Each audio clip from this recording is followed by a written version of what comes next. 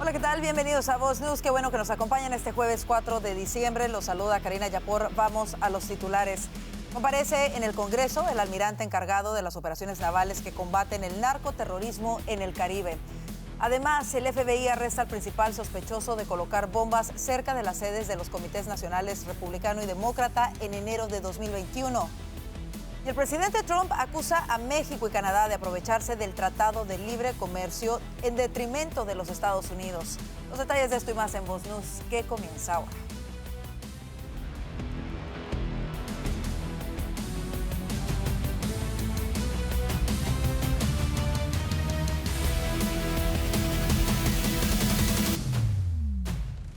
El almirante Frank Bradley, encargado de varias de las operaciones en el Caribe contra el narcoterrorismo, compareció hoy ante el Congreso de los Estados Unidos. Mientras tanto, la Casa Blanca destaca un escrito de la líder opositora venezolana María Corina Machado en el que se promete la libertad para Venezuela. Juan Esteban Silva tiene los detalles desde la Casa Blanca. Hola Karina, televidentes de Voz News, ¿qué tal? Yo los saludo. Pues en una sesión clave ante el Congreso de los Estados Unidos, el almirante Frank Bradley asumió responsabilidades por este polémico operativo militar, polémico especialmente para los demócratas, que cuestionan la manera en la que se llevó el ataque por supuestamente ordenar rematar cuando había sobrevivientes. Una ofensiva, estos despliegues en el Caribe y en el Pacífico que forma parte de esa campaña militar desplegada por el presidente de los Estados Unidos. Y en el caso del almirante Bradley hay que decir, la defensa que ha hecho es absoluta. Hoy el presidente Trump defiende cómo Estados Unidos vuelve a ser respetada nuevamente, afirmando además que lo que se tenía hace un año era permisividad absoluta. Miren ustedes. 1 year ago they thought our country was dead. And now our country is the hottest country anywhere in the world. We're the hottest country anywhere in the world. Nobody's ever seen anything like it. We have over $18 trillion. That's just in 10 months. Pledged or being invested or pledged to be invested in the United States. Think of that, 18 trillion. The highest amount we've ever had is... Lo que dice el almirante es que la prioridad era eliminar la embarcación y neutralizar cualquier amenaza relacionada con narcotráfico. Dice el presidente Trump incluso que cada embarcación que es bombardeada pues preserva la vida de 25,000 personas que habrían muerto por el consumo de drogas. Ese es el punto quizás en el que el presidente Trump ha intentado defender la legalidad de estos ataques. Se le han entregado al Congreso más de 10 informes detallando el marco constitucional y legal de estos operativos. Ahora bien, miren ustedes lo que ha dicho desde Caracas Nicolás Maduro, quien no solamente da detalles de la llamada que sostuvo con el presidente de los Estados Unidos, Donald Trump, sino que dice que fue cordial y amable. Miren ustedes. Inclusive, puedo decir que fue cordial entre el presidente de los Estados Unidos y el presidente de Venezuela. Digo más, si esa llamada significa que se están dando pasos hacia un diálogo respetuoso de Estado a Estado, de país a país, bienvenido el diálogo. Y también el secretario de Guerra, Karina y televidentes, miren ustedes lo que ha señalado, porque dice que se prepara Estados Unidos para adquirir más tecnología para defenderse. The funding provided by the Big Beautiful Bill is ready to be used to mount an effective sprint to build combat power. At the Department of War, we're adopting new technologies with a fight tonight philosophy so that our warfighters have the cutting-edge tools they need to prevail. En las últimas horas se ha conocido, como dato de cierre, una carta de uno de los generales más cercanos al régimen de Nicolás Maduro, Hugo El Pollo Carvajal. Dice que el aparato de inteligencia colombiano, cubano, venezolano colaboró en espionaje, falsificación de pasaportes, una carta que ha reverberado en círculos de seguridad de los Estados Unidos, que señala que además aquí había toda una complicidad del régimen de Nicolás Maduro para inundar de droga a los Estados Unidos, también señalando que había una alianza con el régimen iraní, con las guerrillas colombianas, entre otros.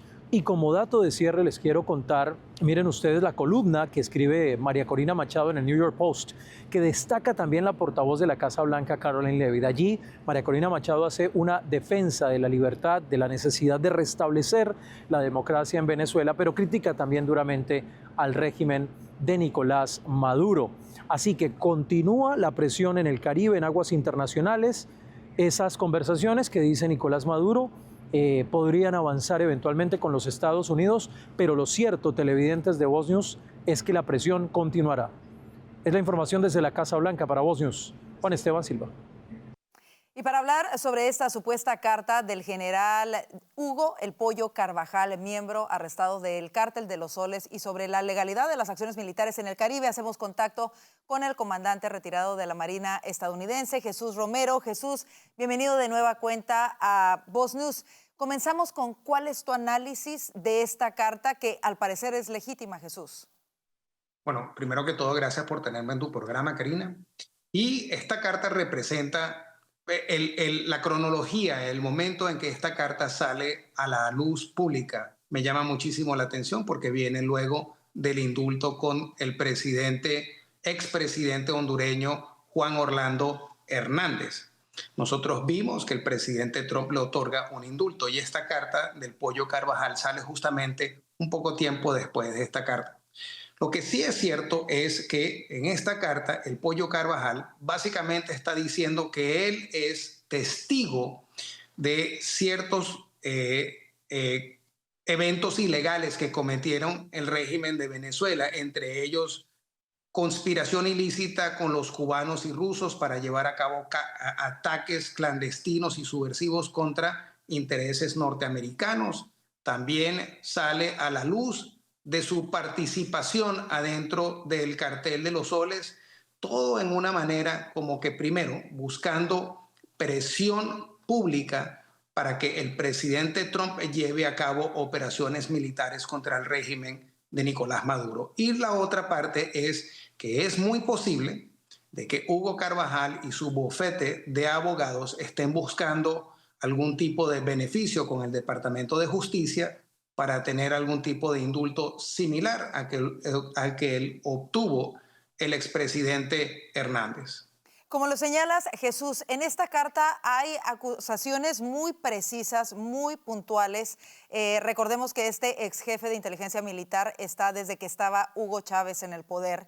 Y él afirma haber sido testigo de estas reuniones que tú señalas de inteligencia cubana y rusa tratando de espiar a los Estados Unidos. Incluso señala que habría algunos de ellos infiltrados hasta este día todavía en la CIA, en bases militares de los Estados Unidos. Pero también habla de esta compañía encargada de las máquinas de votación, Smartmatic, que se desarrolló de hecho en Venezuela y que luego fue exportada a otros países, incluyendo los Estados Unidos.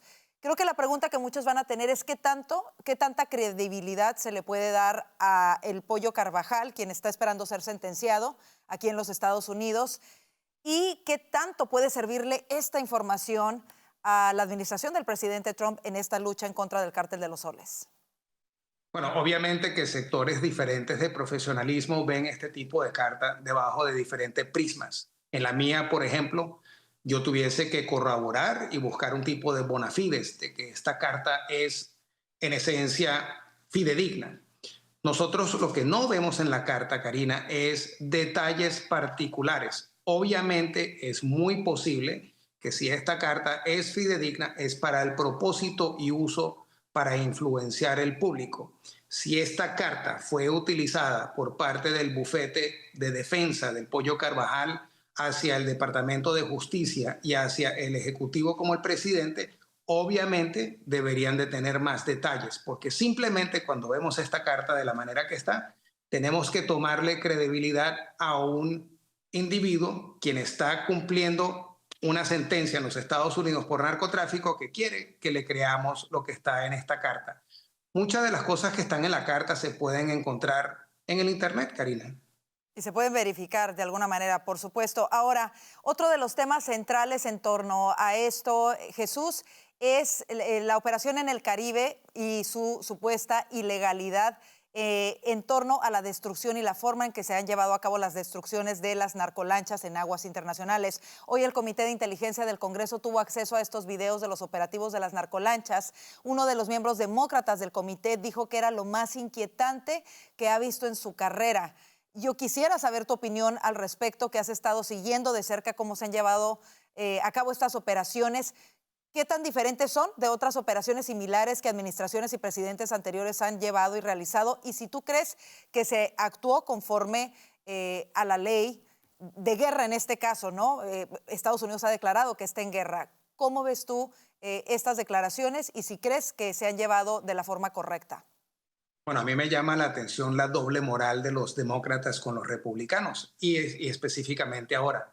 Recordemos que durante la guerra en Afganistán, el presidente Biden liberó una guerra de muchísimos años, de la cual se llevaron ataques directamente a los enemigos. Vimos caravanas de vehículos quienes transportaban enemigo, que cuando un helicóptero ametralló la caravana salieron estos individuos corriendo y el helicóptero cambió su cañón hacia donde estaban los individuos, disparándole no solamente una vez, una serie de veces para asegurarse de que el enemigo estaba muerto. Déjame decirte algo y compartir algo contigo muy importante para la audiencia. El almirante Bradley, quien es el que fue llamado para testificar en el Comité de Inteligencia sobre las acciones que ha llevado la operación La Lanza del Sur. El almirante Bradley ha pasado la mayor parte de su carrera llevando a cabo operaciones antiterroristas en Afganistán y en otros sitios. No hay nada, en mi opinión, no hay nadie más preparado que este señor, este almirante de las Fuerzas Especiales, quien es el comandante de las del Comando de Fuerzas Especiales de los Estados Unidos y que también fue el comandante de JSOC. Tienes el oficial más preparado en la historia de los Estados Unidos, quien es el que está llevando a cabo la guerra directamente a los terroristas. Obviamente, este almirante no va a llevar a cabo ningún tipo de orden ilegal, por mucho más grande o por mucho que sea el presidente o el propio secretario de guerra. Eso no va a suceder. Lo que sucede ¿Por qué entonces es que los demócratas... Es lo que te quería preguntar. ¿Por qué entonces los congresistas demócratas están intentando de alguna manera detener o sabotear, así parece ser, cualquier intento de la administración Trump en combatir con mano dura el narcoterrorismo en la región? Karina, yo creo que el público está viendo lo que está sucediendo. Los demócratas ahora tratan a Nicolás Maduro, quien tiene una acusación pendiente en los Estados Unidos debajo del Distrito Sur de Nueva York. Ahora lo ven como que si fuera una Caperucita Roja o tal vez una persona que es al nivel de Greta Thunberg, que no es una persona mala. Los demócratas lo que están haciendo es simplemente están buscando una excusa para detener al presidente. ¿Por qué? Porque los demócratas no tienen una plataforma de la cual pueden proyectar para el público para ver que los demócratas están haciendo algo positivo. En este caso, han tratado de prevenir que el presidente lleve adelante operaciones debajo del título 50 y están sometiendo resoluciones para activar los poderes de guerra.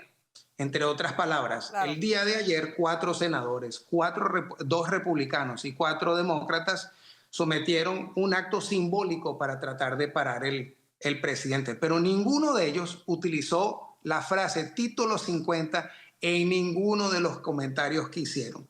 Vimos varios congresistas estar diciendo o alentando a los militares en servicio activo que desobedezcan al comandante en jefe de la institución militar norteamericana, y ahora lo que vemos es están tratando de buscar algún tipo de cacería de brujas para ver en una expedición de pesca si el almirante Bradley dice algo que no es, o el propio secretario de guerra tratar de buscar la quinta cola del gato. Rápidamente, Jesús, antes de que se nos termine el tiempo, la pregunta es, ¿van a lograr estos legisladores mermar las acciones que tiene previstas el presidente? Y muchos están a la espera de que haya acciones más contundentes. ¿Qué nos puedes decir al respecto? Desde tu Bueno, yo les puedo decir, mira, yo te puedo decir con un grado de responsabilidad y confianza. Los demócratas no van a poder torpedear las acciones del presidente debajo de sus legalidades, de sus autoridades debajo del Ejecutivo. El título 50 es claro.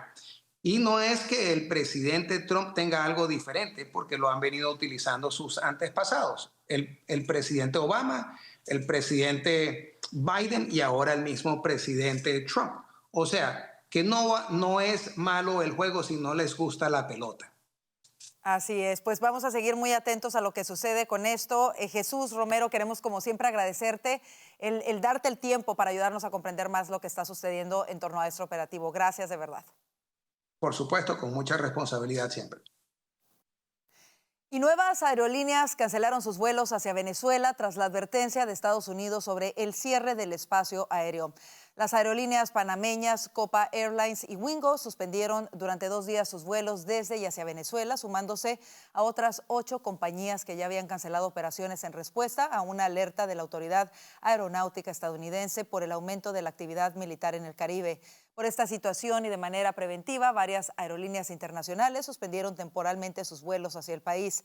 La dictadura chavista respondió desde Caracas, revocando las concesiones de estas compañías, acusándolas de terrorismo.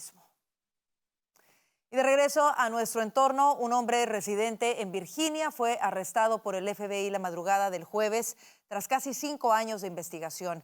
Se le acusa de haber colocado bombas caseras a pocas cuadras del Capitolio de los Estados Unidos el 5 de enero de 2021. El sospechoso fue identificado como Brian Cole Jr., de 30 años de edad. Las autoridades hallaron explosivos cerca de las sedes de los comités nacionales republicano y demócrata, justo cuando miles de manifestantes comenzaban a atacar el Capitolio en protesta por los resultados de las elecciones de 2020. Un video difundido por el FBI muestra al sospechoso colocando los artefactos más de 16 horas antes de que fueran descubiertos. En las imágenes se le ve con sudadera gris con capucha, zapatillas deportivas, mascarilla, gafas y guantes. Su identidad permaneció desconocida durante años hasta que finalmente fue detenido y puesto bajo custodia federal. Y el Departamento de Seguridad Nacional lanzó el miércoles una operación contra los migrantes irregulares con antecedentes criminales en Nueva Orleans, tras criticar a las autoridades demócratas de la ciudad por no cooperar. La secretaria Kristi Noem informó que los hombres y mujeres de las fuerzas del orden llegaron al estado de Luisiana para iniciar la operación Catahoula Crunch. Por su parte, el Departamento de Seguridad Nacional precisó en un comunicado que esta operación está dirigida contra inmigrantes irregulares con antecedentes criminales que están en libertad debido a las políticas santuario adoptadas por las autoridades demócratas de Nueva Orleans, según señalaron en el comunicado. Las denominadas políticas santuario adoptadas por numerosos estados y ciudades demócratas consisten en limitar estrictamente la colaboración entre las fuerzas del orden locales y la Policía Federal de Inmigración para proteger a los migrantes en situación irregular de posibles deportaciones. Y oficiales de la Oficina de Operaciones de Campo de Aduanas y Protección Fronteriza de Estados Unidos incautaron una importante cantidad de armas y municiones en el puerto de entrada de Laredo, Texas. El pasado 2 de diciembre, durante operaciones de salida en el puente Juárez-Lincoln, seleccionaron para inspección a una camioneta Toyota Tacoma 2025 que viajaba hacia México. Tras un escaneo no intrusivo, una revisión canina y una inspección física, encontraron 11 pistolas, 10 cargadores, una empuñadura y 21 cartuchos ocultos en el remolque. Los artículos fueron incautados y agentes de investigaciones de seguridad nacional iniciaron una pesquisa criminal.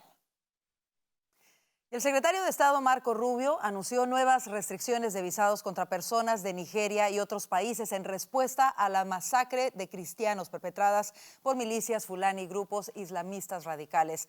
Rubio afirmó a través de la red social X que Estados Unidos está tomando medidas decisivas frente a las atrocidades contra comunidades cristianas y que el Departamento de Estado negará visados a quienes dirijan, financien o apoyen violaciones a la libertad religiosa. La decisión se enmarca en la designación de Nigeria como país de especial preocupación realizada por el presidente Donald Trump debido a la grave situación que enfrentan las minorías religiosas en esa nación, que alberga la mayor población musulmana de África. A principios de noviembre, Trump aseguró que su administración está lista para salvar a la población cristiana en todo el mundo tras denunciar las masacres ocurridas en Nigeria. Así nos vamos a la pausa comercial. El Senado mexicano designa a una nueva fiscal general. Le diremos cuál es su relación con la presidente Claudia Sheinbaum. Quédese, ya volvemos con esto y más. Llevar a tu familia al médico no debería costar tanto. Con Voz Salud, toda tu familia recibe atención ilimitada, virtual o presencial, y más de 400 medicamentos genéricos totalmente gratis. Desde un simple resfriado hasta el manejo de enfermedades crónicas, todo está cubierto, desde solo $1 al día. Visita salud.voz.us y protege la salud de tu familia hoy mismo.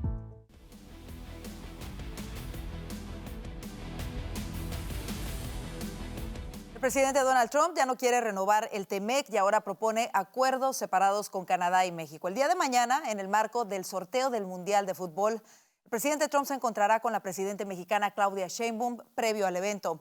Nuestro corresponsal en Ciudad de México, Alejandro Roldán, nos tiene el informe. Alejandro. ¿Qué tal, Karina? Es un gusto saludarte. Y sí, el discurso del presidente Trump en varias ocasiones ha sido que México y Canadá se han aprovechado de los Estados Unidos con el TEMEC y que por esa razón buscará nuevos acuerdos comerciales, pero ahora por separado. Sin embargo, para los especialistas, el TEMEC ya murió desde hace tiempo. Mira, el arancel promedio que hoy está pagando México es del 11.3%. Para ser socios, pues no está tan cómodo, la verdad. Hay sectores muy afectados, como la industria automotriz y de autopartes, que tienen, Alejandro, 25% ya, y hasta 30% en algunos casos.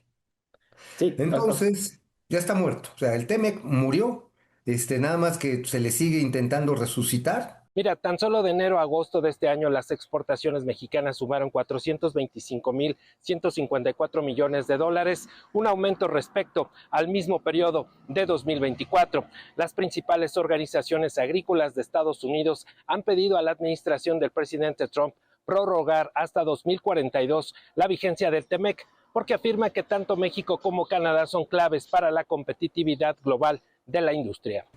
Porque la gran producción granelera de los Estados Unidos se la come México.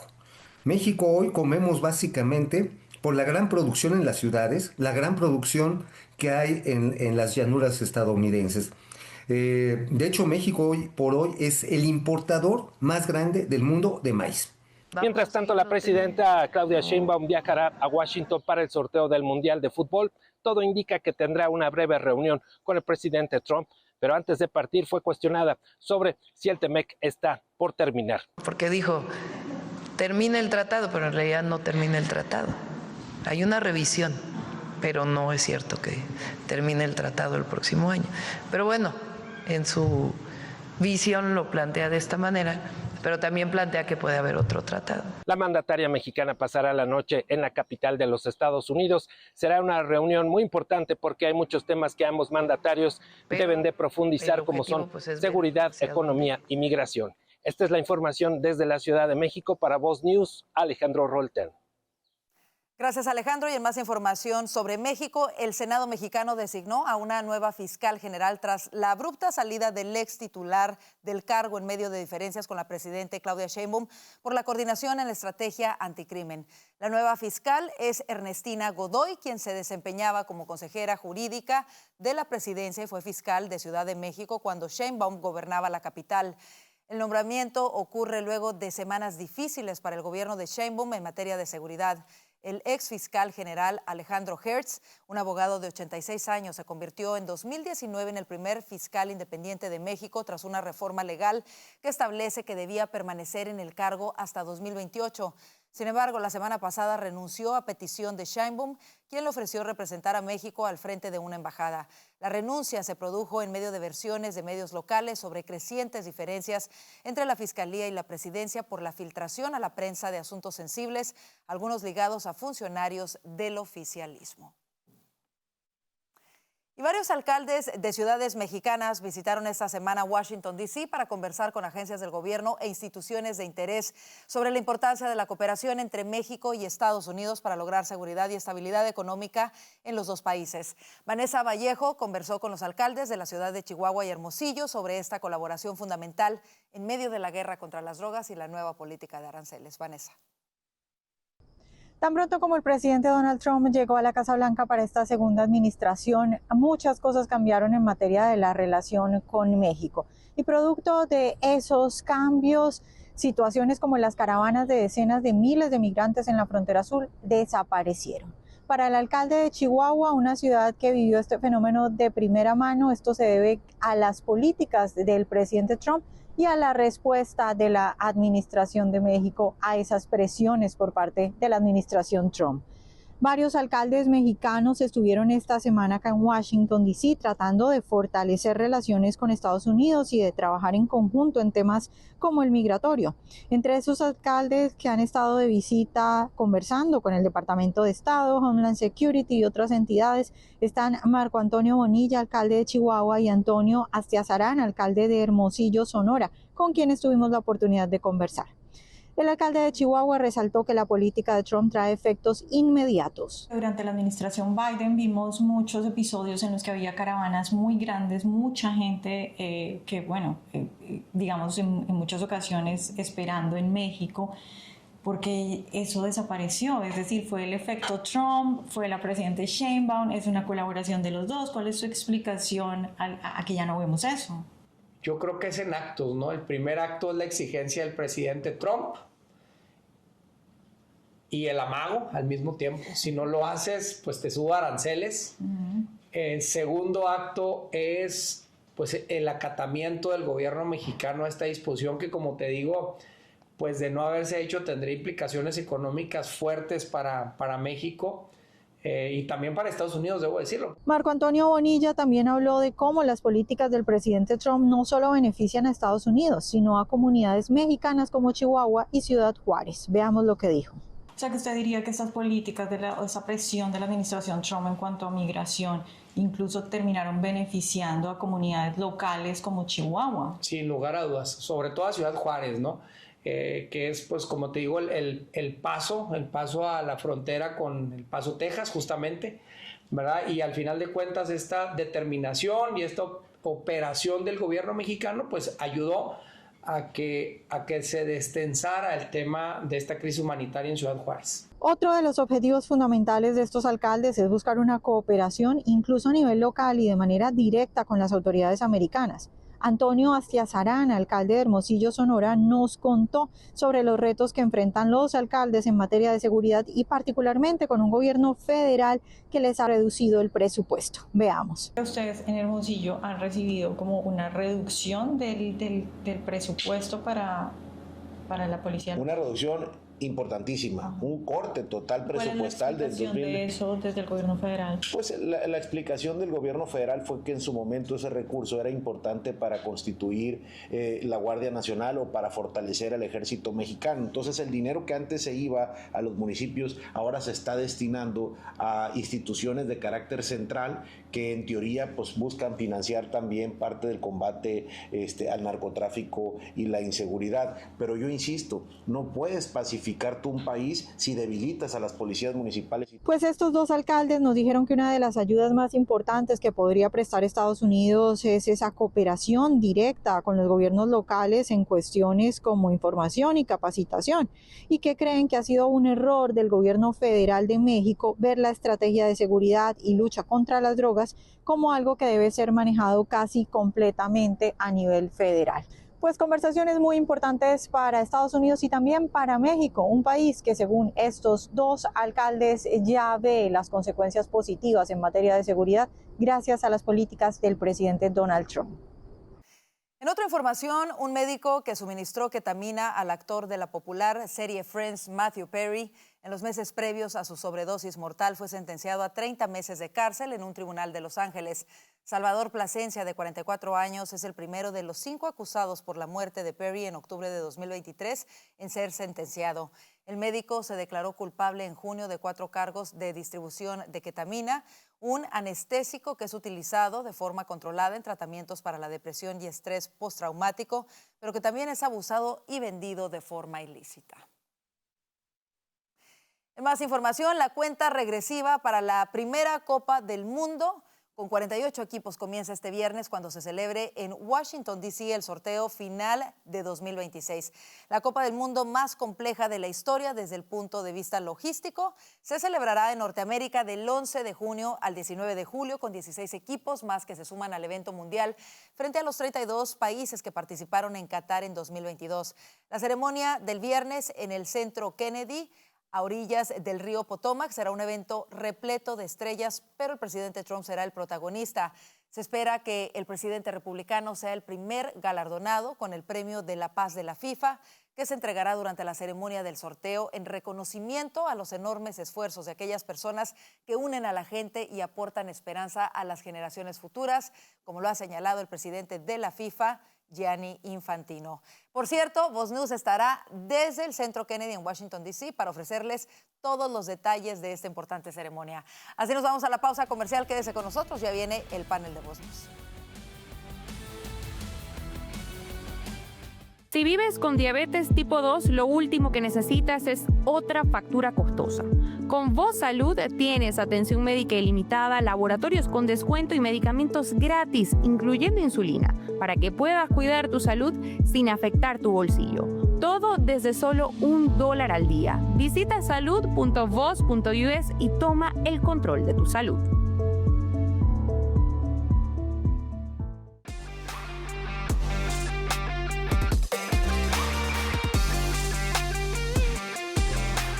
Como le informamos, se dio a conocer una carta presuntamente enviada por los abogados del ex jefe de inteligencia militar del chavismo en Venezuela, Hugo Carvajal Barrios, al presidente Trump.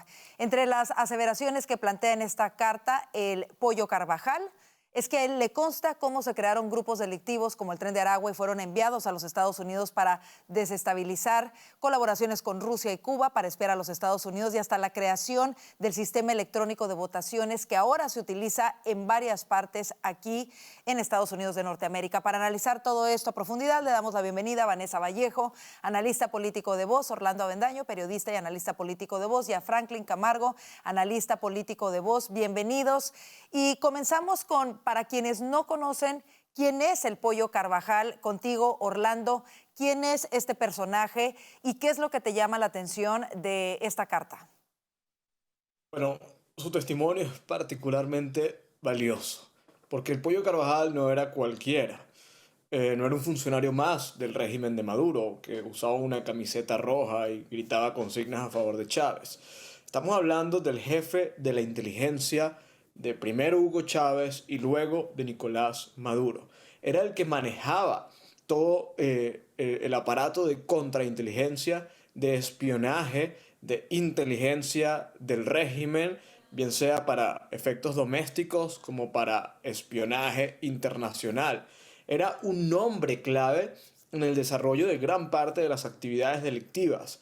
Fue muy cercano a Hugo Chávez, de confianza de Hugo Chávez, a alguien en quien Hugo Chávez le daba demasiadas responsabilidades y heredó esa participación y ese poder y esa influencia una vez asume Nicolás Maduro. Él estuvo muy cercano al régimen desde los inicios del régimen, fue uno de los fundadores, digamos, del movimiento bolivariano de Hugo Chávez hasta 2017. Donde empieza a alejarse y finalmente pues se va al exilio disidente y ya se vuelve un crítico explícito del entonces régimen de Nicolás Maduro. Pero es una pieza fundamental y por eso es que su testimonio es tan importante. Si alguien sabe de lo que habla, si alguien es testigo de lo que denuncia, si alguien tiene las piezas de este rompecabezas, sin duda alguna es Hugo Carvajal. Y quiero que vayamos desglosando poco a poco parte de lo que dice. Toca muchos temas sumamente importantes y de relevancia para los Estados Unidos y para la lucha que está llevando a cabo esta administración en contra del narcoterrorismo en la región. Franklin, en esta carta, Carvajal menciona lo que ya mencionaba al principio, varias cosas que a él le constan, pero también menciona a la empresa Smartmatic, la cual fue encargada de las elecciones en Venezuela y aparentemente está prestando también servicios desde hace años electorales aquí en los Estados Unidos. Me voy contigo y con los puntos que más te llaman la atención sobre esta carta. Sí, vamos a empezar con lo que justamente estás conversando. Estamos conversando de Smartmatic. Es decir, aquí sabemos que en Estados Unidos el sistema electoral es algo más estatal que federal y hay ciudades, sin ir muy lejos, la ciudad en la cual yo me encuentro en estos momentos, el condado en el cual vivo, Los Ángeles, que hace uso de Smartmatic. ¿Qué dice el Pollo Carvajal sobre esto? Bueno, que, y lo cito, tiene la capacidad o la posibilidad de ser alterado. Además, también dice que aquellos que están en control de la plataforma, del software, mantienen contactos con el país, con el régimen o con el gobierno que justamente los contrata, algo que evidentemente sucedió en Venezuela. Pollo Carvajal dice, tiene la posibilidad de ser alterado. Con esto no estoy diciendo que cada elección sea robada, dice el Pollo Carvajal, pero definitivamente tiene la posibilidad de ser alterado. Es decir, no necesariamente se tienen todas las pruebas para decir qué uso le habrán dado los demócratas, pero la vulnerabilidad de ese software están ahí. Y menciono los demócratas porque, para citar un ejemplo, aquí en Los Ángeles predominantemente el gobierno es liberal, es progresista, es demócrata, y utilizando las propias palabras del Pollo Carvajal, ellos tendrían la posibilidad de alterar ese proceso. Yo espero tener mucha fe en el sistema y vamos a decir que no lo han hecho todavía, pero Smartmatic es una empresa que definitivamente no debería operar en los Estados Unidos. Yo resalto lo que decía Orlando, porque no podemos quitarle peso a lo que el Pollo Carvajal es como persona, que por cierto es un ser miserable, malvado, terrible, y él de hecho está pagando sus crímenes, y por él es que en gran parte también es una pieza fundamental para que Venezuela hoy sea una dictadura que tenga más de 25 años en el poder. Pero el hecho de que él haya sido jefe de inteligencia desde Chávez, porque Chávez gana las elecciones democráticamente, luego cambia la constitución y empieza todo su autoritarismo, y él tenía ahí al Pollo Carvajal como jefe de inteligencia, siendo una persona que llevó esa transición desde Chávez y su victoria democrática a la construcción de una dictadura que imposibilita métodos pacíficos y democráticos para cambiar, cambiar el poder o cambiar el gobierno. Y el Pollo Carvajal jugó un papel fundamental allí. Y él ahí dice cosas como, por ejemplo, el narcotráfico. El narcotráfico viene desde Chávez, o de una idea de Chávez que le presentan los cubanos. Y no solamente es narcotráfico en su sentido convencional, sino que también es utilizado para desestabilizar a los Estados Unidos. El crimen organizado, hoy con el Tren de Aragua, es utilizado para desestabilizar a los Estados Unidos. Y, por cierto, también dice él, tiene lazos, sí, con la inteligencia cubana y también tiene lazos con Hezbollah. Lo que Pollo Carvajal, para simplificarlo de una forma muy simple, lo que el Pollo Carvajal ha hecho con esta carta es ratificar lo que Marco Rubio ha dicho durante años y lo que la administración de Donald Trump ha tomado como una prioridad, que es combatir al régimen de Nicolás Maduro por muchas razones, pero entre todas engloban que son una amenaza a los Estados Unidos que ha estado atacando a los ciudadanos estadounidenses. Por supuesto. Por supuesto. Quiero leer un pequeño fragmento de esta carta de Carvajal que a mí me llama muchísimo la atención, porque él asegura que él estaba presente cuando se tomaron decisiones para organizar y utilizar a grupos criminales en Venezuela para proteger al régimen, entre ellos el grupo conocido como Tren de Aragua. Dice que Chávez ordenó el reclutamiento de líderes criminales dentro y fuera de las prisiones para defender la llamada revolución a cambio de impunidad. Después de la muerte de Chávez, Maduro expandió esta estrategia y envió toda esta criminalidad y caos al extranjero, específicamente a Estados Unidos, como una forma de ir en contra de los venezolanos, los políticos venezolanos exiliados, y de alguna manera reducir artificialmente las estadísticas de criminalidad dentro de Venezuela. Aquí él está de alguna manera ratificando que la llegada y expansión de Tren de Aragua en Estados Unidos no sucedió simplemente por casualidad, sino que fue una estrategia creada desde Chávez y que pasó por Maduro, y Maduro la extendió hasta los Estados Unidos. Vanessa, esto ya lo habíamos escuchado, el presidente Trump incluso lo señaló varias veces, sin embargo, las críticas no se hicieron esperar. ¿Cómo ves ahora estas comunicaciones y esta carta en específico del Pollo Carvajal ratificando esta intencionalidad de causar daño a los Estados Unidos?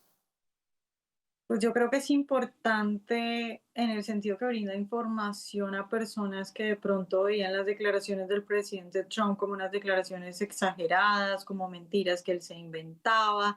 Y esto lo que muestra es, digamos, más detalles de cosas que sí, evidentemente, pues algunos sabíamos, otros no, porque otros creían que el presidente Trump simplemente estaba mintiendo sobre esto.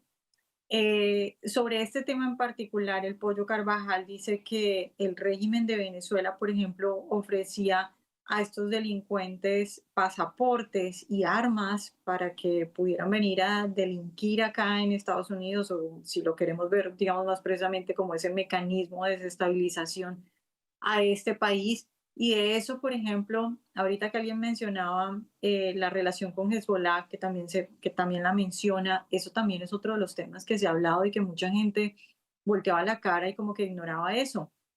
Es decir, los pasaportes que el régimen, por ejemplo, le dio a miembros de Hezbollah y a gente que no era venezolana, y los hacía pasar por venezolanos, que luego terminaron acá en Estados Unidos.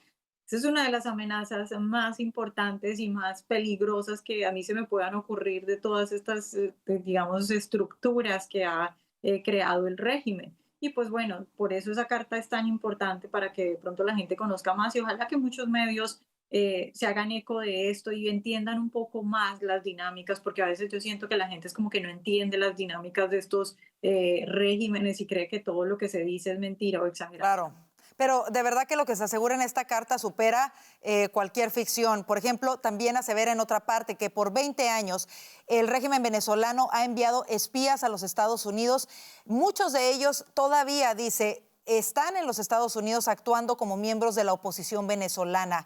La inteligencia cubana le enseñó a él personalmente las redes que tienen dentro de las estaciones navales, de las bases navales en la costa este de los Estados Unidos. Ellos presumían de que habían enviado miles de espías a través de décadas, algunos ahora incluso que son políticos de carrera, y menciona que algunos funcionarios de los Estados Unidos, diplomáticos e incluso dentro de la CIA eran pagados para ayudar a Chávez y a Maduro a permanecer en el poder.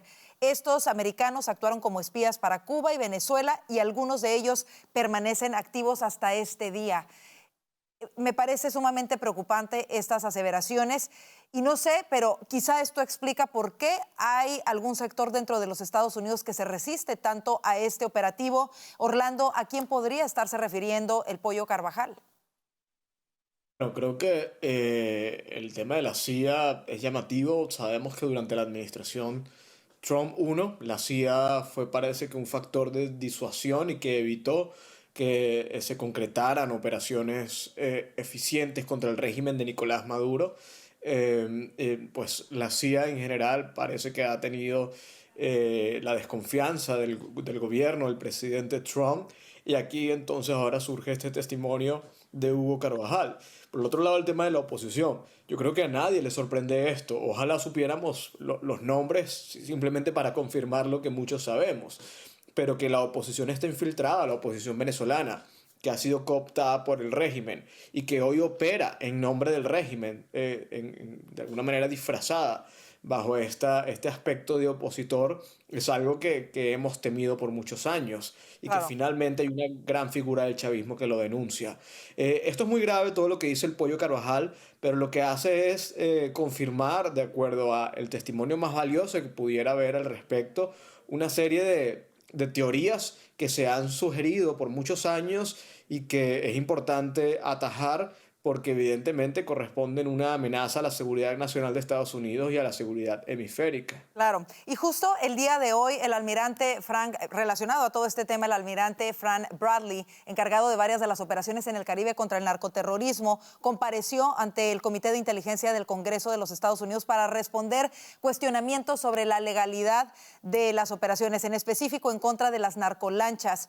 ¿Te parece que pudiera haber alguna relación, Franklin, en estas revelaciones de esta carta y en esta oposición por parte de algunos funcionarios estadounidenses al operativo que está llevando a cabo el presidente Trump?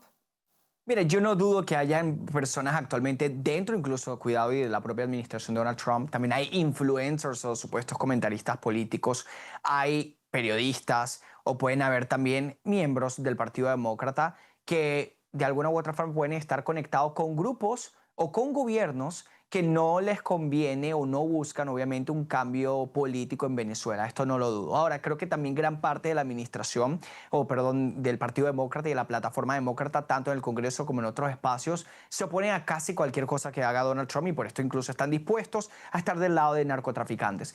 Yo estaba meditando al respecto, ¿no? Y ese interés en tratar de buscar la ilegalidad detrás de estas acciones, ¿desde cuándo a los demócratas realmente les ha preocupado? Realmente poco o nunca. Durante la administración Obama se realizaron más de 583 ataques aéreos. Ellos te podrían decir, claro, la mayoría era en el Medio Oriente por la guerra en contra del terror que la declaró el Congreso en el año 2001 durante la administración Bush, pero ninguna persona honesta que vea los hechos y que sepa que bombardeó 7 países en 8 años te dirá que todo se trataba estrictamente de ISIS o Al Qaeda. Y los demócratas en ese momento les importó poco o les importó nada, de hecho lo defendían. El problema aquí es que se trata de un operativo que según ellos no es necesario, según ellos se trata de víctimas civiles o que simplemente Donald Trump busca un cambio de régimen. Aquí hay algo muy importante. Tal y como se atacaba a ISIS o a Al Qaeda en el Medio Oriente y los demócratas lo apoyaban, hoy se está atacando al Cártel de los Soles, que es una organización terrorista extranjera, tal y como lo fue Al Qaeda, tal y como lo fue ISIS. Por lo tanto, estas acciones tienen una justificación legal desde el Poder Ejecutivo, siempre y cuando sean acciones limitadas, que no representen soldados en un territorio por un periodo extenso. Así que esto es completamente justificado. Pero cuidado, que lo que dice el Pollo Carvajal es importante. Cuando uno ve un influencer o un político sumamente interesado en defender a Maduro, cuidado con lo que puede haber detrás. Ahora, dentro de esta audiencia, el día de hoy, el almirante Bradley aclaró que nunca existió una orden de matar a todos en el contexto de la defensa de la seguridad nacional. Vanessa, ¿qué representa esta afirmación por parte de Bradley? Pues representa que tenemos unos medios de comunicación que se inventan absolutamente todo. Es decir, buscan una fuente de alguien que supuestamente trabajó ahí, que supuestamente lo dijo en algún momento, no buscan la confirmación de la Casa Blanca. Es decir, yo mañana me puedo encontrar a cualquier persona que me diga que trabajó en cualquier, no sé, en cualquier ministerio y que me diga cualquier locura y dónde está la responsabilidad del periodista de sacar una nota diciendo lo que cualquiera le acaba de decir en la esquina. Parece muy diciente de la situación que estamos viviendo en cuanto a los medios de comunicación. Luego ya frente a lo de la audiencia, pues de nuevo yo veo aquí unas declaraciones muy claras, por un lado de eso, de que esa orden del secretario Hegseth diciendo que había que matarlos a todos, en particular ahí en ese momento nunca existió, pero además la explicación de que ese segundo ataque se da porque quedaba todavía mercancía en el barco y que además estas personas que sobrevivieron estaban llamando o intentando comunicarse para salvar esa mercancía y que eso es una orden normal. Esas fueron las declaraciones que vimos hoy. Y finalmente me llama mucho la atención porque en la mañana vi a unos demócratas, un par de demócratas, congresistas demócratas, diciendo que habían visto el video y que era lo más horrible que habían visto en muchos años. Luego cuando salieron, yo me preguntaba qué habrán visto. Luego cuando salieron los republicanos que lo vieron, dijeron, está completamente claro que aquí no pasó nada, no se violó ninguna regla. Y esto a mí lo que me muestra una vez más es el nivel de politización y de falta de honestidad que hay en este momento en la política y en los medios de comunicación. Creo que es sumamente valioso que se haya llevado a cabo esta audiencia, que respondan las preguntas que tengan que responder, pero que tengamos esas dos versiones, ¿no? El alarmismo incongruente, como lo mencionaba Franklin, por una parte, porque nunca cuestionaron los ataques que realizó Obama o Biden, ni siquiera la salida terrible de Afganistán, por ejemplo, pero ahora sí tienen la lupa encima de este operativo. Con eso nos vamos a la pausa comercial. Quédese con nosotros, aún hay más aquí en el panel de Voz News. Cuidar tu salud no debería ser algo imposible. Con Voz Salud accedes a consultas ilimitadas, virtuales y en persona, análisis de laboratorio con descuento y a más de 400 medicamentos esenciales totalmente gratis, incluyendo los que tu familia realmente necesita. Todo desde solo $1 al día. Atención médica real sin complicaciones. Visita salud.voz.us y empieza a cuidarte hoy mismo.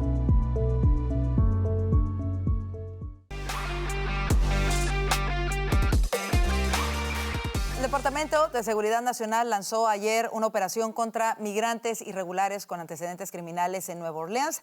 Tras criticar a las autoridades demócratas de la ciudad por no cooperar, regresamos con nuestros analistas para hablar sobre este tema.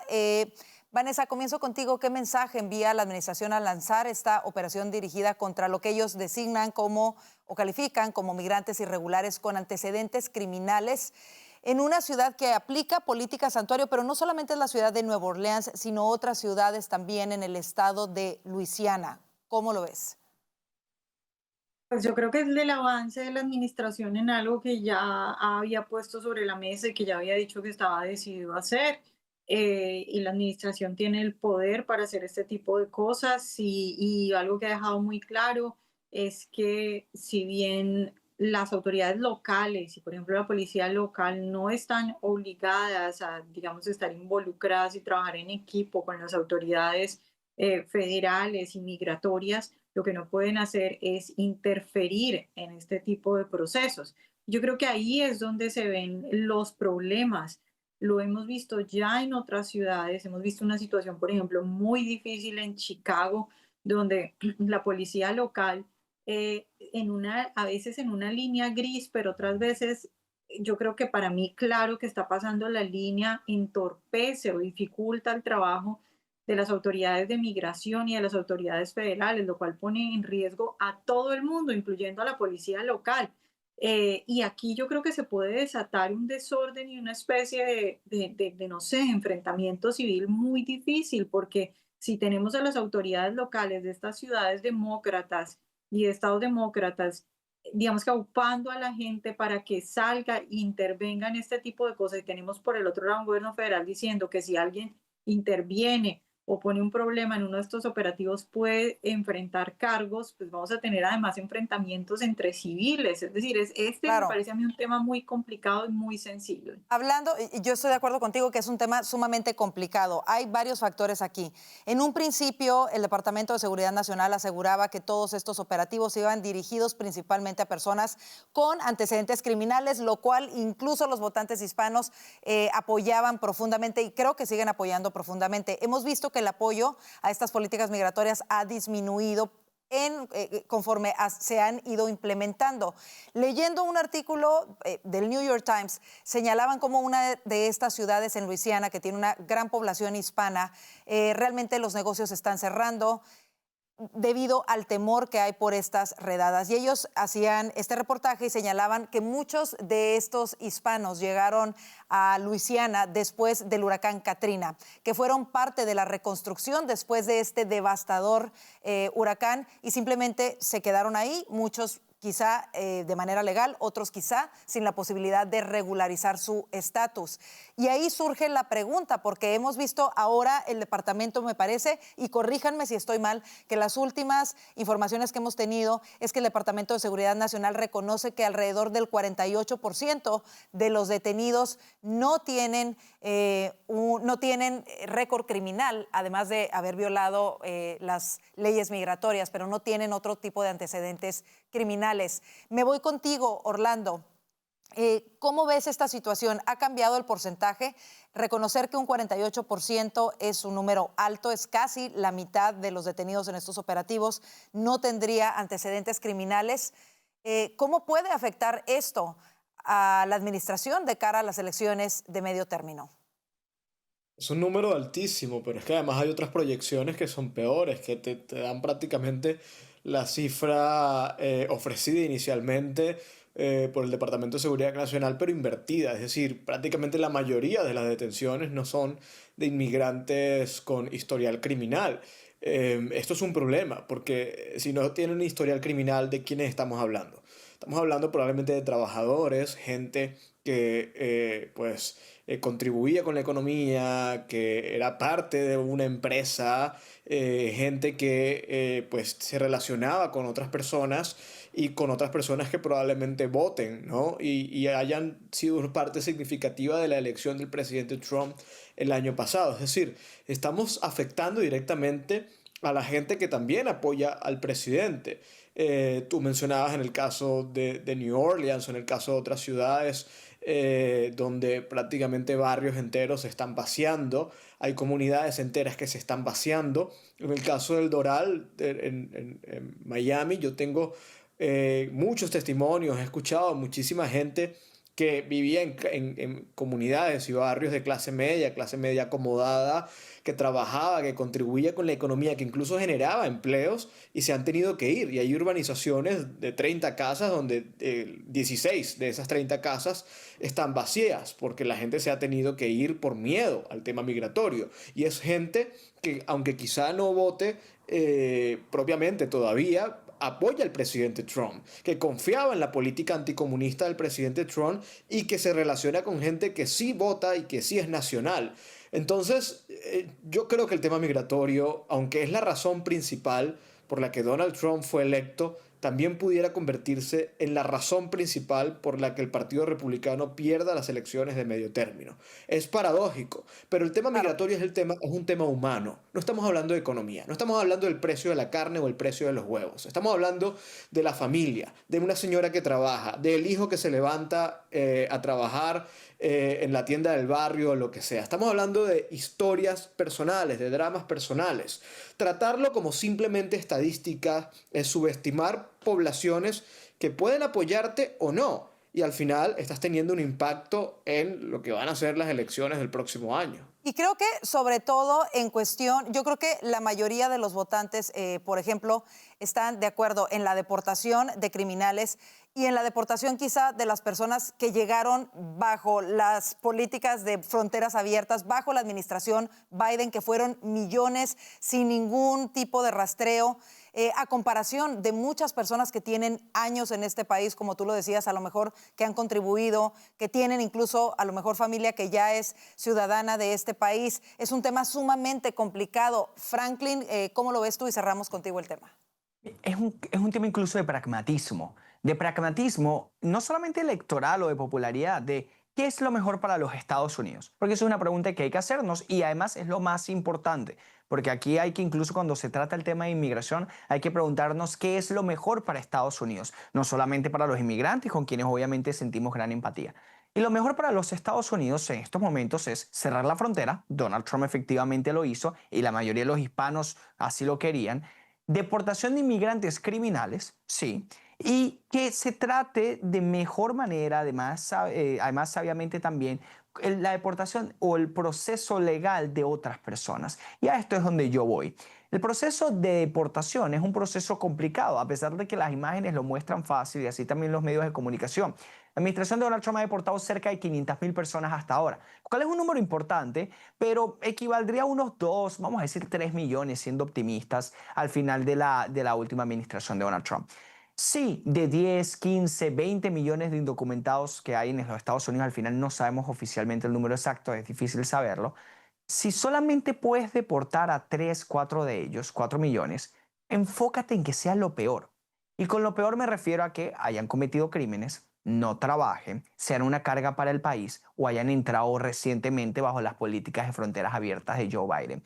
Cuando enfocas recursos, atención, despliegue militar, en deportar a una señora que tiene un negocio, vamos a decirlo, vamos a hablar de estereotipo, aunque después me ataquen, pero es así porque nuestra gente es trabajadora, que tiene un negocio de tacos en Los Ángeles, o que trabaja duramente como jardinero en el estado de la Florida. Cuando te enfocas en esas personas que tienen 15 años acá y su único crimen fue un delito menor, que fue el ingresar ilegalmente, yo creo que estamos cometiendo un gravísimo error que además costará caro en las elecciones y que es contraproducente para los Estados Unidos. Los Estados Unidos necesitan a los trabajadores hispanos, necesita incluso a muchos trabajadores que están bajo las sombras. Así que yo estoy a favor de cerrar la frontera. Estoy a favor de deportar a todo aquel que no abrace los valores de Estados Unidos, a todo aquel que haya cometido un crimen, incluso a los que entraron durante los últimos 4 años. Si una persona tiene 15 años acá, ha trabajado duro, no ha cometido un crimen, es contraproducente incluso para los Estados Unidos dedicar tantos recursos para deportarlo, porque además deportar a un inmigrante cuesta aproximadamente $17,000. Por eso es que la autodeportación ha sido, de hecho, probablemente la mejor estrategia de la administración, porque así como hay nada más 500,000 deportaciones hasta ahora, hay más de 1.400.000 que se han autodeportado. Hay que ser práctico. Sí, hay una ley, estamos claros, hay que proteger la frontera 100%, pero vamos a ser pragmáticos. Esa sería mi reflexión, la verdad. Y va a ser uno de los puntos en los que vamos a seguir poniendo atención, porque por supuesto es decisivo, como ustedes lo mencionaron, fue decisivo en las elecciones pasadas y será decisivo en las elecciones de medio término. Se nos terminó el tiempo. Como siempre, muchísimas gracias Franklin Camargo, Vanessa Vallejo y Orlando Avendaño por ser parte del panel de voz. Y gracias a ustedes por su confianza. Los invitamos a seguirnos a través de nuestras redes sociales. Y muy importante, tómese un minuto, vaya a nuestro canal de YouTube, @VozMedia, o si nos está viendo por YouTube y no se ha suscrito,